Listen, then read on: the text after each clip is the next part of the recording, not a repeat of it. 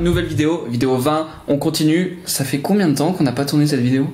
Mec, c'est un bon 24 heures, je crois. Putain, frère, ça me manque. Tu vois, 24 heures sans créer de contenu. Noah. Noah, Spot oh de défense. Petit spot de Noah. Allez, là. Ah, Sacré. j'aime bien ça.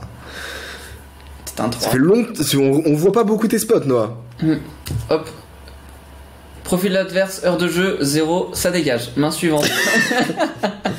Alors, ouais, mais les gars. Ah, mais non, frérot. Faut... Ouais, les gars, vous êtes relous en vrai. Là, c'est unpro, les gars. C'est la seule chose à faire. Ah, les gars, il y a une template à remplir, putain. C'est. Name, heure de jeu. Je préfère encore que tu me mettes à 21h50, tu vois. Au moins, il y a un effort qui est fait. Mais là, les gars, il y a rien. Ouais, les gars, c'est chaud. Ouais. Bon, en vrai, genre, il y a une template à suivre. On suit la template. Ouais, bah. Ah ouais, mais les gars, c'est chaud. Les gars. Oh, désolé, hein. Mais c'est des zéros et le misplay, c'est imprécision. Ouais. Parce que, genre, juste. Il faut que vous ayez un retour négatif à faire des mains comme ça qui sont pas précises. Il y a une template, elle est simple à suivre, les gars. Profil adverse, vous mettez le nom. Attends. Ah.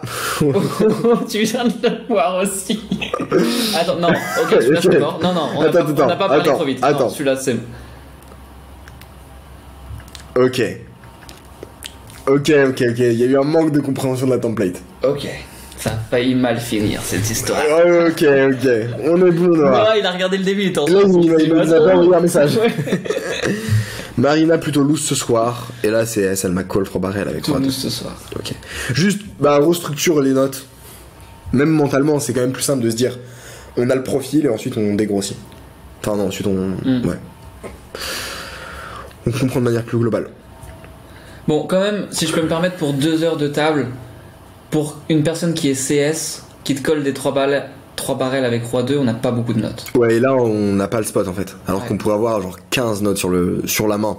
Sur juste ce showdown là. Comprendre, est-ce qu'il y a eu des donks. Les gars, je comprends, oui, vous allez me dire la chose suivante. Je le sais. Oui, c'est difficile de prendre des notes, de prendre des notes détaillées, d'avoir des parpaings sur la prise de notes. Et j'entends. Maintenant, je reçois un autre feedback qui est on prend pas tant de temps de pause que ça. Allez, peut-être 5 minutes toutes les 2 heures. Et du coup, vous comprenez que moi, dans ma vision, c'est compliqué à comprendre. Parce que comment vous pouvez ne pas prendre de pause et en même temps vous retrouvez... C'est comme si en gros un mec il court, il dit j'arrête de courir, je suis essoufflé, je peux pas courir. Alors qu'il peut juste prendre un temps de pause. Ce que vous faites, c'est exactement comme un mec qui vient, qui fait des pompes. Au bout de 40 pompes, il a plus de jus. Il s'arrête et il dit bah vas-y, fin de séance. Et c'est fini. Et il dit bah je peux pas faire plus. Comment je pourrais faire plus de pompes dans ma séance? C'est pareil ici, vous prenez pas de notes, vous prenez pas de temps de pause, et vous vous dites pas à un moment, peut-être que si je prenais des temps de pause, je pourrais prendre des meilleures notes. Donc moi, une fois que j'ai showdown, si effectivement c'est cognitivement trop difficile pour moi parce que j'ai pas l'habitude, je vais prendre un break. Je vais prendre un break de 15 minutes, je vais structurer les notes. Et combien de fois je te dis vas-y viens on prend un break, on structure les notes, il y a eu beaucoup de showdown. Frère, là en ce moment on est en train de faire le challenge 500 ou 20K. On prend en permanence des breaks pour justement échanger sur nos notes, voir comment s'adapter en fonction des profils. Les gars, ça fait partie du game. C'est pas parce que vous êtes pas à table que vous faites pas d'oseille. Et le fait de prendre encore une fois ces 10-15 minutes là, ça va vous faire gagner énormément d'argent parce que vous revenez à la table avec un plan d'action clair sur 2-3 personnes de votre table. Enfin, c'est juste un putain de cheat code. Donc je peux comprendre que c'est casse-couille à faire, mais c'est ça réellement qui va faire que vous allez faire de l'oseille, quoi.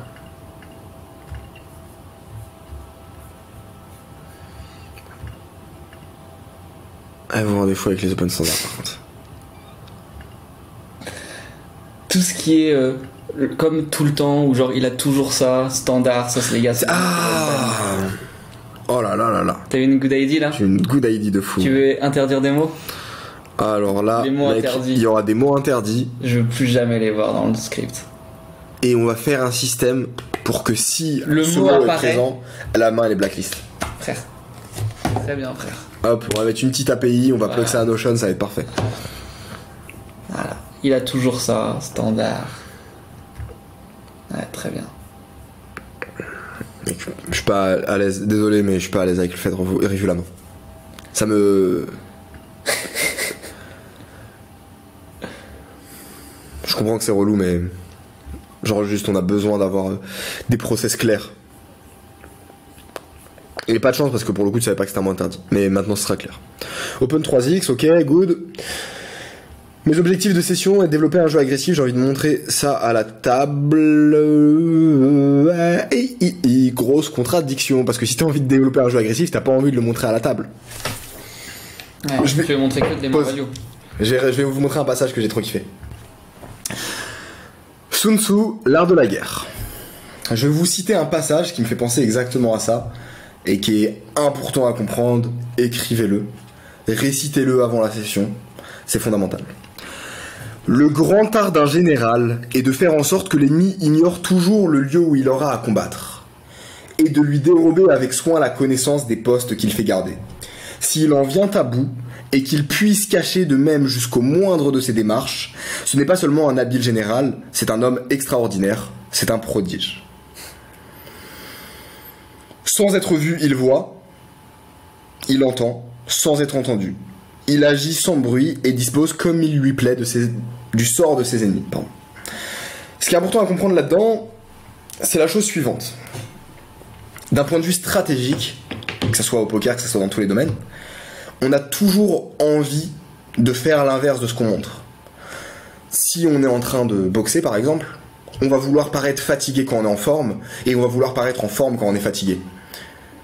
Quand t'es en train de jouer au poker, t'as envie de développer un jeu qui paraît agressif, quand t'as un jeu qui en réalité est serré parce que c'est ce qui est optimal stratégiquement, et t'as envie d'avoir un jeu qui paraît très serré, qu'en réalité la stratégie optimale c'est d'être agressif. Tu veux toujours représenter l'inverse de ce que tu fais.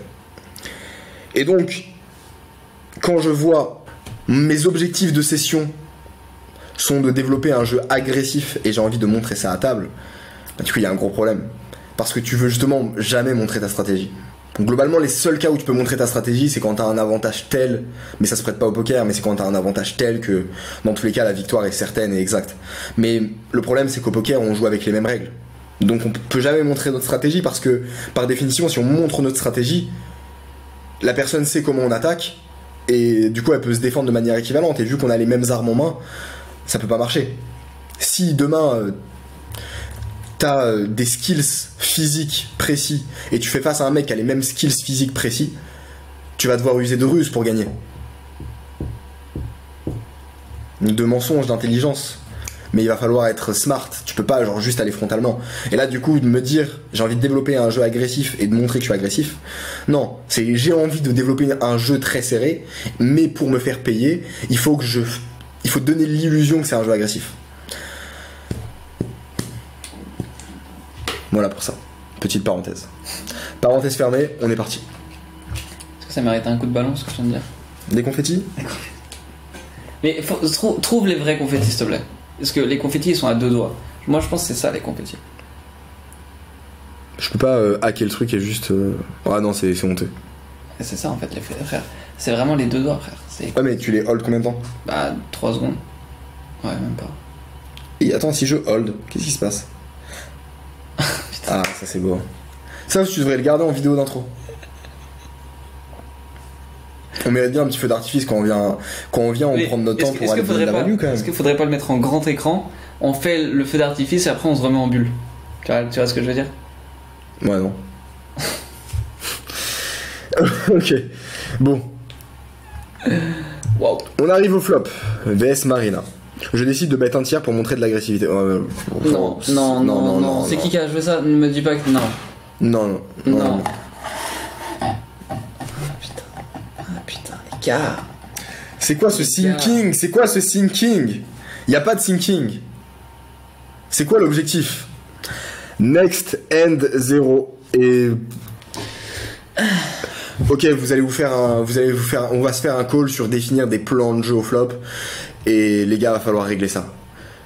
Noah, prends tous les spots. Là, je vais plus review de spots de toi tant que t'as pas un plan de jeu précis. Sur tous les spots, tu me fais un plan de jeu. Tu me définis le plan de jeu. Et tu me dis, en gros, là, dans tes reviews, tu mets une partie que tu mets en rouge. Et tu dis, voilà, exercice Baki. Et là, tu remets tes thinking. Et je veux au moins que dans les prochains spots que je vais voir, même si t'as pas de plan de jeu, que à froid, tu définisses un plan de jeu et que t'auto-analyses ta main pour comprendre pourquoi elle est mauvaise. Est-ce qu'on est bon pour la vidéo, Hugo?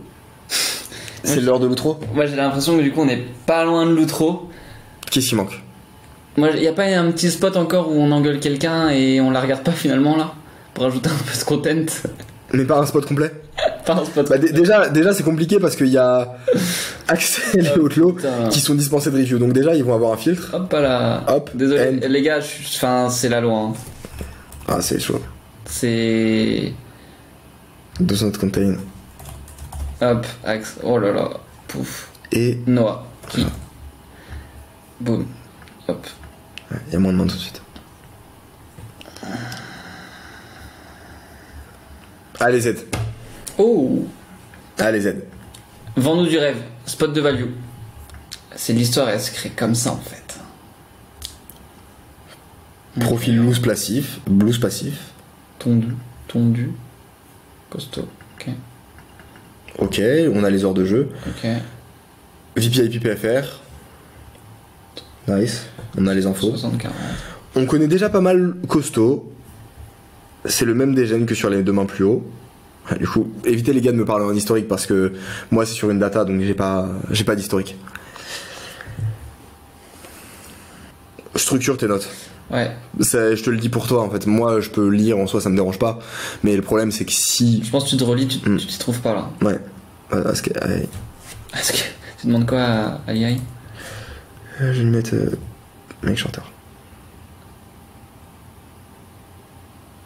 Ouais, il a pas trop compris. Ah, il a pas compris. L'IA, frère, on a le temps. Hein. Ouais, on a le temps. Alors là, il y a du temps, vous pouvez être serein. Summarize. Oh putain, ouais, ça aurait pu être ça. Ok. Bon. Oui, on peut mettre des prompts ici. Summarize, c'est pas ça? Ouais, mais en fait, j'aurais aimé mettre des prompts parce que j'ai un prompt qui est super pour synthétiser les messages. Ah, c'est pas, il a summarize, il a enlevé les infos. Ouais. Ok. Bon, anyway. Ok, Open 5X. Attends, moi du coup, c'est quoi les notes? C'est sur qui qu'on les a là? Là, c'est sur Costaud.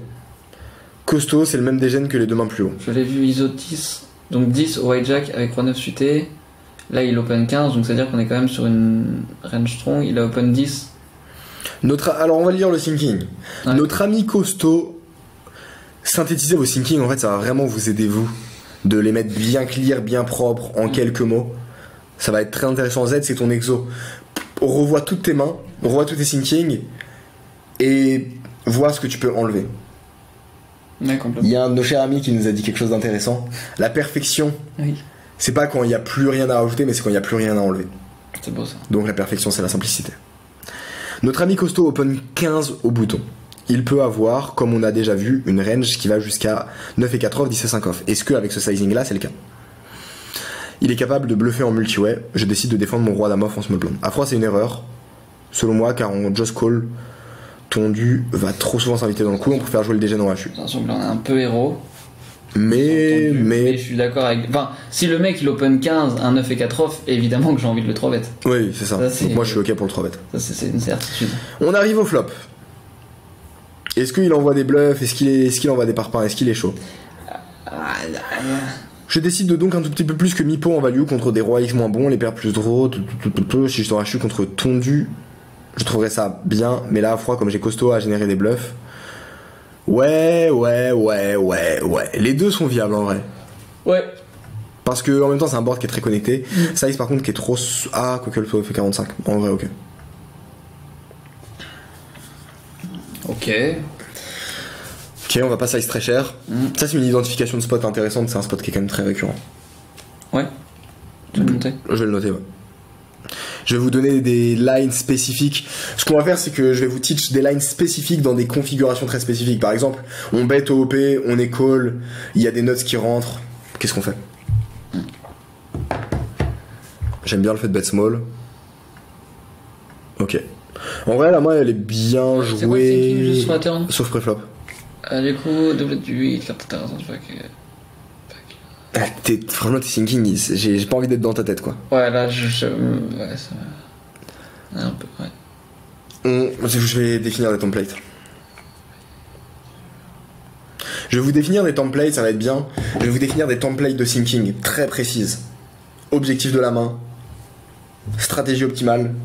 Pourquoi la contre-stratégie n'est pas bonne. C'est-à-dire si par exemple c'est c'est un bête. Pourquoi est-ce que l'opposé qui est check n'est pas bon? N'est pas bon, ouais. Comprendre, ouais. Au flop, je vais mettre un truc genre plan de jeu. Ah, comme ça, vous allez avoir des templates, ça va être nickel. Ouais. Ça va vous apprendre à bien réfléchir. Je vais noter l'ID avant que tu la notes. Mais... Les gars, on est bon?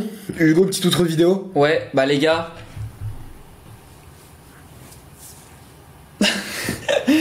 Oh, wouh! Je commence à prendre le rythme. T'es chaud, bâtard. Les gars, lâchez votre meilleur like, commentez, partagez, et on se retrouve dès demain pour un nouvel épisode, et ce sera l'épisode... Frérot, tu peux pas. 21? Ballon, frère. C'est ça? C'est ça, frère. C'est Mais complètement ça, frérot. Bien joué, félicitations. Alors... 100 000 € de gagné. Merci. Mais en vrai, si c'est vraiment l'épisode 21, ce serait fou. Là, ils sont vraiment sur l'épisode 20, et je me dirais que t'as vraiment des talents. Il est en train de me trigger. Bon, allez, les gars, on est parti, ciao.